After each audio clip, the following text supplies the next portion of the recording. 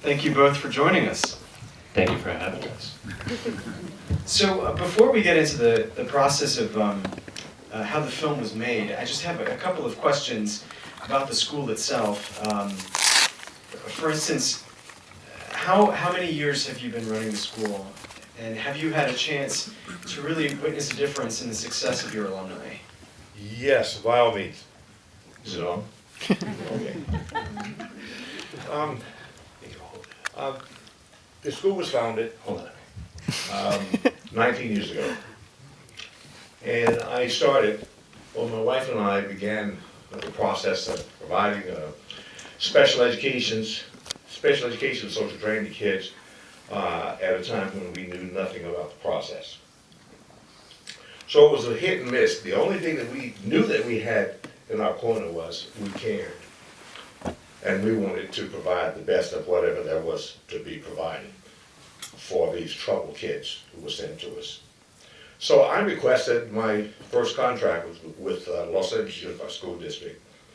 And I specifically requested the hard-to-place kids. I wanted the kids who were uncontrollable. And that's what was sent to us in the beginning. And because we were able to gain a great deal of success through dealing with the roughness that the school district had to deal with, we kind of got a little reputation, not all of which was warranted, but very successful. And we've been doing it for 19 years. And I said 10 years ago I wasn't going to do it anymore. And probably 10 years from now I'll be saying, I'm probably not going to do it anymore. But as the scripture in the Bible points out, to whom much is given, much is required. And when you are from something, when you are from nothing by the standards of something, which I readily identify with, you don't forget. It makes you awfully humble. And so I'll keep doing it because it's the hardest work in the world, but I don't know of anything better to be done than what we do. Well, I'm not particularly well educated in the structuring of the school districts and how various schools operate within certain zones. Can you explain a little bit about how an academy works within, if you have a contract with the LA Unified School District, how does that work in relationship to the larger public schools? When you say that you are working with the sort of more difficult to handle students, how much of the selection process is from the academy versus from the LAUSD, and how much of it comes from the students themselves deciding to enroll there? Well, these kids are taken out of public school, mainstream education, because they're not able to meet the criteria or the requirements or mandates of the public school.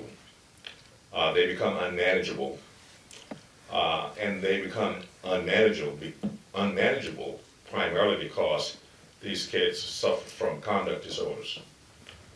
They are labeled as emotionally disabled, have serious learning disabilities, other handicap issues.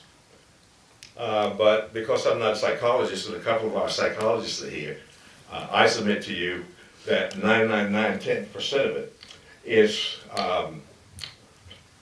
directly related to conduct disorders. In other words, these kids have been allowed to do what they've been allowed to run their own program. And because I was not trained as a special ed provider, the only thing I had to go on was common sense. There's certain things I just would not tolerate.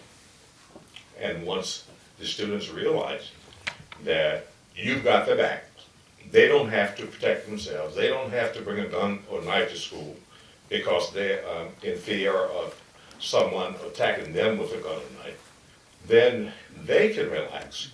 And shortly thereafter, they begin to realize also that they don't want a part of that hard, violent life. So, bottom line, with special ed, non-public school sector, there can be a maximum of 12 students in a classroom, there must be a teacher and teacher's aide, which will give a 6-to-1 ratio. That in turn allows us to give a lot of personalized attention. A lot of the kids with so-called learning disabilities, and some do legitimately have learning disabilities, but for the most part, they've been a little slothful and they've refused to apply themselves. They can't read because they've never attempted.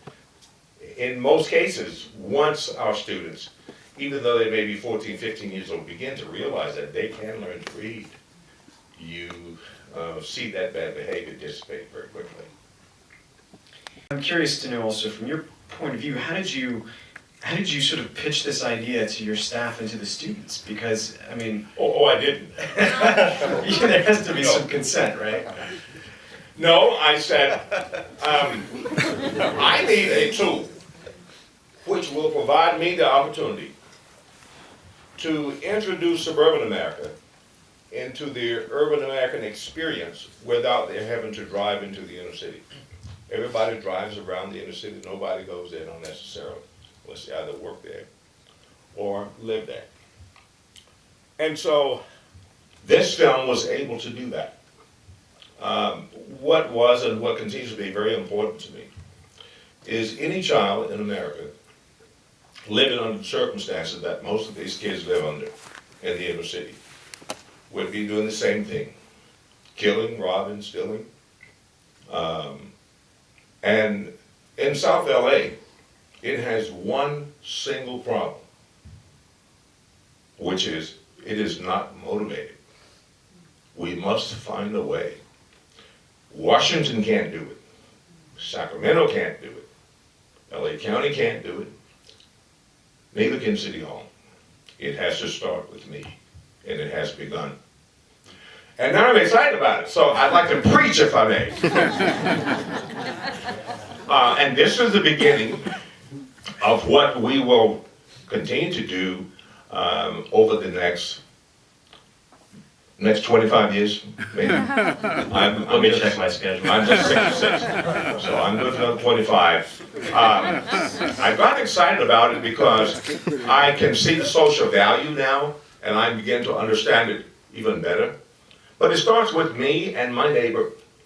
For example, one of the kids being featured in the film, Roderick, is now facing 45 to life. It was booked on July 13th for murder. Another young man who was dancing during the prom has just been sentenced to 70 years for murder. One young lady whose photo is on the placard. There's a green light out on her. She's been shot once. And the young man who was kneeling at the grave of his brother has gone out and gotten large tattoos of his hood around his neck, which means it's just a matter of time before he'll be dead. I'm a realist, and I'm not trying to soft shoe anything. You'll notice in the film, I never said once, you should not gangbang. My attitude is, and I'm just keeping it real, if you want to gangbang, do what you want to do. But it's not acceptable in my house. You will not do it here. But I try to find little subtle ways to make the young people understand on a daily basis that when you sign up for gangbanging, you sign up with the understanding that you're going to die young or spend life in prison. On the flip side of the coin, and what I try to hedge against, is I also understand one of the greatest issues which tends to encourage these kids to go out and commit some of the crimes they do. I would venture to say that 60% of the kids in my school go to bed hungry at night. This stuff about 1/6 of America going to bed hungry, don't believe it. There's a lot of hunger in the inner city. And so, and the reason we're going to start touring next month and showing this film is the one message is, if you can just reach out and touch just one little soul, maybe you'll quickly discover that you'll soon begin to make a difference in a life. And that kid will touch 10 other lives. And the next one will touch 10 other lives. So along with, or included with all of the things we intend to do in the coming year, we want to do a docu-series that will be coattailed on this. Hopefully we'll start shooting that in August, and it's going to be big. And then hopefully in July we'll begin our adult cartoon series that's based on the documentary. And that's going to be big. And by now my wife would be saying, honey, every dime we spent has come out of our personal till. Where do you plan to get this money? Well, I'm going to pray, but I also remember that there's an old Southern saying, prayer is fine in prayer meeting, it ain't worth a damn in bear meeting. In bear meeting, you better get yourself a stick. So I'm going to have to find a stick, honey, but we'll find the money. All right, well, I have one last question before we open it to the audience. Sure. And I guess it's about the response from the students when you had the film completed, because of the fact that you produced the film, I'm assuming that this is how you envision the school functioning. It's an accurate representation of life at the school. Do the students, have they seen it, and what did they think about this representation of their experience at the school? They're very pleased, and they are elated because of their opportunity to finally express themselves. Heretofore, everything that has dealt with their involvement has always been a narrative from someone else who's given his or her opinion about what the kids want, what they're doing, and all of this.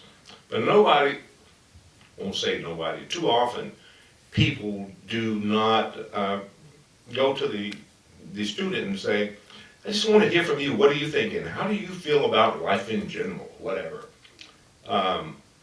You'll find it interesting, I'm sure, that even in the field of psychology, those areas that deal specifically with behavioral, inappropriate youth behavior, they write books on what we must do to enhance the child or encourage that child to take on a better kind of behavior.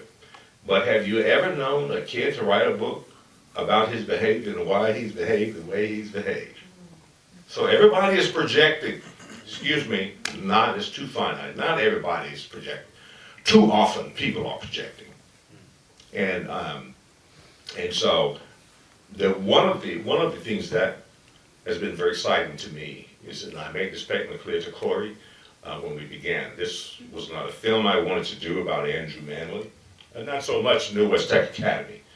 I wanted to give these kids a platform from which they could express their concerns. I would like to point out just one little thing, please. Gabriel Sanchez, please stand up.